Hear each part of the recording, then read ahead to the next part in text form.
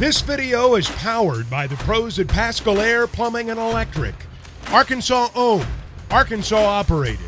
GoPascal.com. Grant Hall joining us here on Halftime. Been having him on Wednesdays here for a bit. It's been a lot of fun. Grant, how you doing today? Doing well. I was interested in what you were saying about the crowd situation last week, Phil. Apparently, it's hit a nerve. Yeah, it seems like it did. I heard that it took a long time to get into the stadium, yesterday, and then I'm hearing about the situation with concessions and everything, and I just figure it's opening weekend kind of stuff. One of the larger crowds you could have for the first game of the year for certain, and if there's going to be things that go wrong, week 1 out of 7 home games, I think would be that week. I would imagine things are cleaned up to I guess a much more acceptable level for fans this Saturday. 11 o'clock in the morning, who knows? Yeah, and they haven't been used to having 74,000 fans. I think it's the 7th largest crowd, they said. And I got an idea on Friday when I was eating downtown at Hugo's, and there were probably 35 Cincinnati fans in there, and some of those waited a good 20, 30 minutes to get in. They knew it was a good place to eat, and so there was a pretty good Cincinnati presence in town before the game. Well, it was a good football game for certain, and I guess we make a little bit too much out of week 1 sometimes, but if I'd ask you top of mind from this last weekend against Cincy, what did you walk away with, your top impression of Arkansas? Well, I imagine that most fans are pleased that Arkansas covered by a half point, But as far as the game, I did hear DJ Williams say something that I don't know that I heard anybody else say, and he said that our Achilles heel is the defensive line. And if you look at it, there was that one big sack in the game, and you saw the honor from the SEC office yesterday on that one, the fumble and recovery and everything. But I think he's saying that Cincinnati's quarterback had a long time to throw the ball.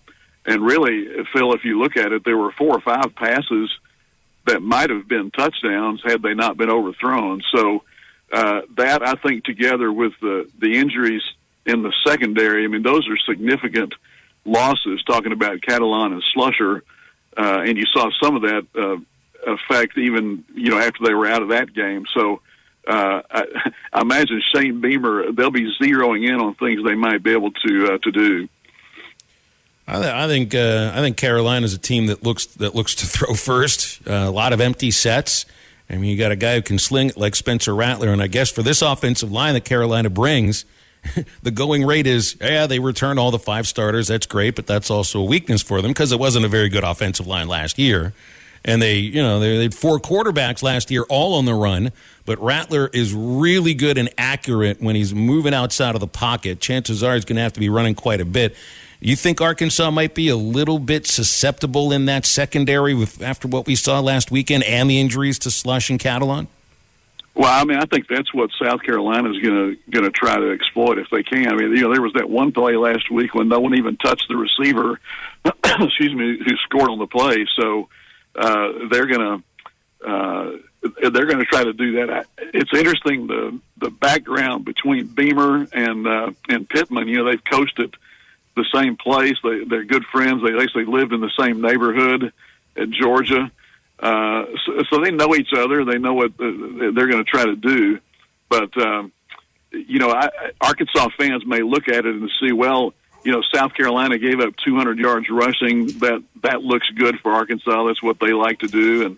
And also the fact that 2 of South Carolina's touchdowns came on block punts, which could, Phil, Frank Beamer and all those years when they blocked punts at Virginia Tech. And so Shane comes by that honestly. So there's kind of 2 ways to look at that. One where those were cheap touchdowns. Yeah, but that's what they do too. What do you think of Shane Beamer first of all, being hired as a head coach at South Carolina? This guy's kind of been all over the place in a short period of time, and he grew up in the game for sure. I think they did great work last year without a quarterback, essentially. I mean, they had a walk-on taking snaps at times. And now they get, not just a real quarterback, but one who was 5-star and has a great record as a starter. He's energetic, and I know he and Pittman work together, but they're quite different in the way that they communicate. And I love how Coach Pittman communicates because he's very much just like the everyman and comes across as you can trust almost just about everything that he says. And it's not that you can't trust Beamer, but he's more of a showman.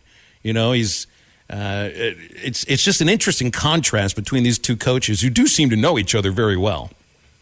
Yeah, Beeman, I thought, took the SEC media days by storm. I mean, he was probably one of the better ones in terms of holding an audience, very enthusiastic. Really seems younger than his 45 years, I would say. And even yesterday, he was quite amusing talking about the situations with Coach Pittman and some of the stuff that has gone on there in the past. So he gets it. He knows how to be a head coach that people like. And last year was kind of a honeymoon for them. They won a good number of games, but now then here we are, in year 2, and they got this tough road game this week, and then I think they get Georgia the next week at home. And sometimes you look at that and say, hey, this is a good spot for Arkansas. They might be looking ahead, but I don't think they're looking ahead of anybody right now. Yeah, and Grant, listening to Shane Beamer's press conference yesterday, he talked about how hard it is to mimic KJ in practice. I don't know if anyone truly would say that KJ's the best quarterback in the SEC. I think he's definitely top 5 for sure. But is he the hardest quarterback to prepare for? Well, he's probably the hardest to tackle for sure. That's what came through in some of the Cincinnati player comments. Is you can prepare for a guy on film, but until you actually experience him physically, I think it surprised him a little bit, particularly in the keep-away portion of the game in the last 5 minutes. Sam Pittman was really proud of that, not having to give the ball back. And there was that 1 3rd and 9 play everybody talks about when they kind of had him dead to rights, really had the angle, had a chance to make Arkansas give up the ball, and he just ran through a couple of tackles actually. So that's a big asset that Arkansas has that a lot of teams don't have. Mm-hmm. Now, when it comes to this South Carolina matchup for Arkansas, it's a matchup that so many fans are used to seeing. I mean, used to play them every single year as a permanent East opponent, came into the league at the same time. What are some of your fondest memories of this Arkansas-South Carolina Gamecock matchup? Well, the one I alluded to a little bit earlier, the game in which I think, as Beamer recalled it, the 3 Arkansas backs gained 500 yards each. McFadden did go for 300 plus, and Felix Jones had a good game, and Peyton Hillis not that many carries. But as he indicated in that game, some of the guy in the press box saying, "Don't worry, I'll figure something out here. I'll draw up something." Hey, the game started, and they can't. What Arkansas rushed for 500-something yards that day. And really, when South Carolina and Arkansas came into the league, I think Frank Broyles thought there would be others coming. There was some talk back then that maybe Texas, Oklahoma, and I'm not sure they thought it would just be 2 additions. And here we are all these years later, people still trying to figure out alignments, conference, who's going to be where. But they did come in together. And Arkansas, one game I remember in particular, Steve Conley always talks about this. Arkansas had been upset by the Citadel in the first game, and there went Jack Crow, the head coach, after one game. Joe Kynes came in, and they scored 45 points, I think, the next week. And as he said, didn't even need an airplane, playing at South Carolina. So they only won 4 games that year, I think. Was it 3 or 4, I guess? But and so Joe couldn't continue on. But the players still remember that game. Well, you remember what college football looked like before the SEC became really the first to expand by bringing in Arkansas and South Carolina. Arkansas, of course, was part of the Southwest Conference. South Carolina was an independent. They had left the ACC like 13 or 14 years ago and were part of. I mean, really, you had national champions coming from the independent ranks year after year. Miami, Notre Dame, Penn State, Florida State. independent football was like big back then. Now it's Notre Dame and BYU and a bunch of others. Who else? Liberty, UMass, and UConn. UConn, right? But it's New Mexico State as well. It's not any like good programs or anything. Independent football used to be like some of the best, if not the best, in all of the country. And the beginning of the end of independent power football kind of started with the SEC grabbing South Carolina. Florida State then went to the ACC, and, you kind of take it from there. Well, you remember, I don't know if you remember, Phil, but Paul Dietzel was a coach that had great success at LSU, the Chinese Bandits, all that stuff, and he went for some reason from LSU to South Carolina, and probably didn't do as well there as he expected to do. And then, of course, Lou Holtz, as kind of a last job of his career thing, to South Carolina. And I remember they went 0-11 that first year. But I remember the late Wilson Matthews telling me they lined up. They looked better fundamentally than any team Arkansas played. And, of course, then they won too long before they beat Ohio State in a couple of bowl games. And then, of course, the Spurrier experiment that ended the way it did. But I think they've got a good guy here in Beamer, and I'm looking for a fairly competitive game Saturday. Well, I wouldn't. It'd be a huge mistake if I don't bring up the Cardinals while I've got you on here. And it's amazing to look. I checked the standings today, and in the back of my head, I'm still thinking, St. Louis is up like 4 or 5 games on Milwaukee. No, it's 8.5. Like, they came from 3.5 games back. I think it was a month and a half ago, and now they're running away with the Central Division. Meanwhile, Atlanta and the Mets are tied in the East. Mets are putting Scherzer on the IL. That's going to hurt them big time. St. Louis has a chance at the overall number 2 seed if they just keep doing what they're doing. And they've got, I know they got the Dodgers and Padres and Brewers a little bit on the schedule, but they've basically got the dregs of the NL Central, too. Yeah, the magic number is 19 for them as far as clinching a division. But, I noticed that McLaughlin last night was talking about, 4.5 or 5 games behind the Mets and Braves. And so that, I guess that's within sight.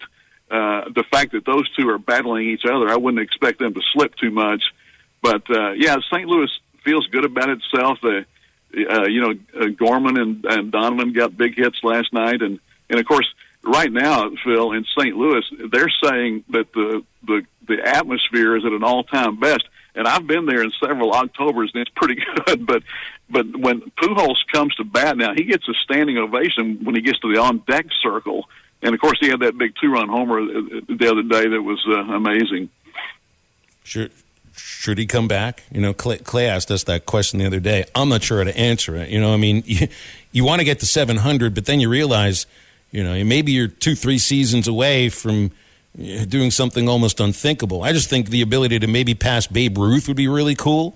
But the way Pujols is hitting, do you think he would accept, coming back for maybe the same amount of money and the same role, which is just starting on lefties, pinch hitting against lefties?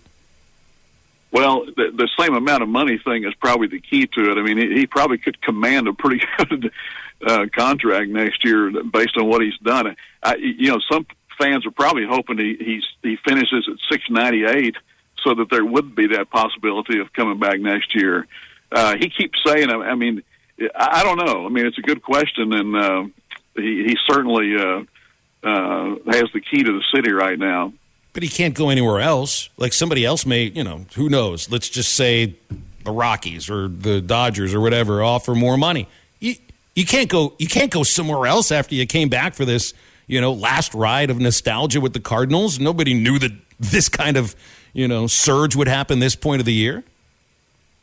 Well, and plus he seems to really enjoy working with the young players on the Cardinals, and I think he's where he loves being. But it's fun to think about, Phil. I mean, what is that, 67 home runs away from Barry Bonds? If you played 3 more years, could you get it? Yeah, I wonder. Sooner or later, you figure like the foot or the knee would flare up again, but kind of thought that might happen this year too, but it hasn't.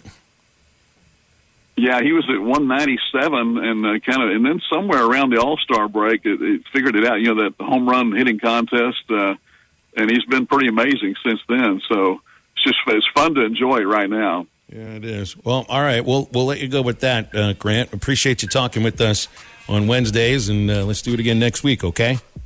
BetOnline is the fastest and easiest way to wager on all your favorite sports, contests, and events with first-to-market odds and lines. Find reviews and news for every league, including Major League Baseball, NFL, NBA, NHL, combat sports, esports, and even golf. BetOnline continues to be the top online resource for all your sports information, from live in-game betting, props, and futures. Head to BetOnline today or use your mobile device to join today and make your first sports bet. Use our promo code BELIEVE50 to receive your 50% welcome bonus on your first deposit. That's BELIEVE, BLEAV 50. That's BELIEVE, BLEAV 50. Bet online, where the game starts.